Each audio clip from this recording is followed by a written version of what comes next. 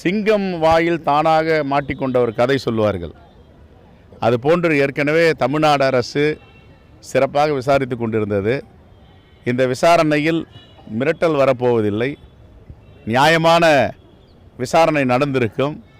ஆனால் சிபிஐ விசாரணை என்ற பெயரில் பாஜக தன்னுடைய கட்டுப்பாட்டில் எடுத்துக்கொண்டு அனைவரையும் துன்புறுத்தி இப்பொழுது தவேகாவின் தலைவரையும் சென்னையிலிருந்து டெல்லி அழைத்திருக்கிறார்கள். இது ஒரு அரசியல் ஒப்பந்தத்திற்கான முயற்சியை அவர்கள் செய்கிறார்கள். ஆனால் ஒருபோதும் பாஜகவுடைய முயற்சி வெற்றி பெறாது என்பதுதான் யதார்த்தமான உண்மை. எல்லோரையும் அச்சுறுத்த வேண்டும். தன்னுடைய அரசியல் ஒப்பந்தத்திற்கு வந்தால் பொலிட்டிக்கல் அக்ரிமெண்ட் எல்லாமே காணாமல் போய்விடும். எதை வேண்டுமானாலும் திரும்ப பெறுவார்கள்.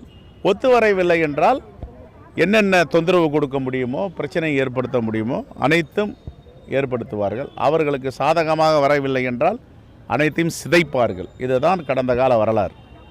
சார், பாஜக இப்போ விஜய் பாஜகவுடைய பி டீம்னு ஆரம்பத்திலேருந்து அவர் கட்சி தொடங்கணும்னு சொன்னாங்க. ஆனால் இப்போ விஜயுமே பிஜேபி சென்சார் கொடுக்காம இந்த பிரச்சனை சிபிஐ பிஜேபிக்கும் ஆர்எஸ்எஸ்க்கும் எத்தனை முகம் இருக்குன்னு யாராலையும் கண்டுபிடிக்க முடியாது. ஒரே ஒரு உதாரணம் நம்ம கண்ணு முன்னாடி நிற்கிறது. ஆந்திராவில் தெலுங்கு தேசம் கட்சி நாடாளுமன்ற மாநிலங்களவை உறுப்பினர்கள் 3 பேர், ரமேஷ், சௌத்ரி, இன்னும் ஒருத்தர் இருக்கார்.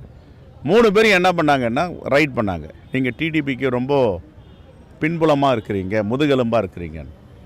ரைடு பண்ணி அமலாக்கத்துறை raid, income tax raid, CBI raid, வைடூரியங்கள், தங்கங்கள், ஷேர் பத்திரங்கள் எல்லா டாக்குமெண்ட்டையும் சீஸ் பண்ணிவிட்டு சார்ஜ் ஷீட் போகிற அளவுக்கு கொண்டு போயிட்டாங்க.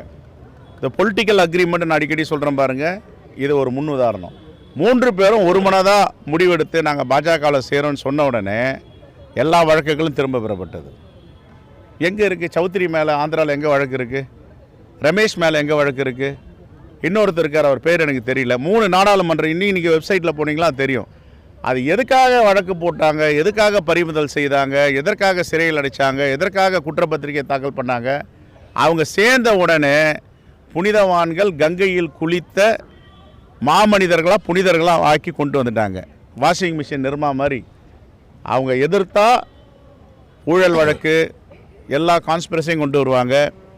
அவங்க கூட போய் சேர்ந்துட்டோம்மா வெள்ளை உடையை போட்டு கங்கையில் குளித்த புனிதர்னு பட்டம் சுட்டிடுவாங்க. இதுதான் பாஜகவுடைய கடந்த கால வரலாறு. நீங்கள் வேணால் செக் பண்ணி பாருங்கள். சார், ராகுல் காந்தி இங்கே வராரு. இப்போ கூட்டணி கட்சி நிர்வாகிகளை இப்போ திமுக இல்லை வேற யாரையாவது சந்திக்கிறதுக்கு வாய்ப்பு இருக்கா? இல்லை. அவர் முழுக்க பள்ளி நிகழ்ச்சிக்கு, கூடலூர் பள்ளி நிகழ்ச்சிக்கு மட்டும்தான் வரார். 100ஆண்டு விழாவுக்கு வரார். Okay, thank you.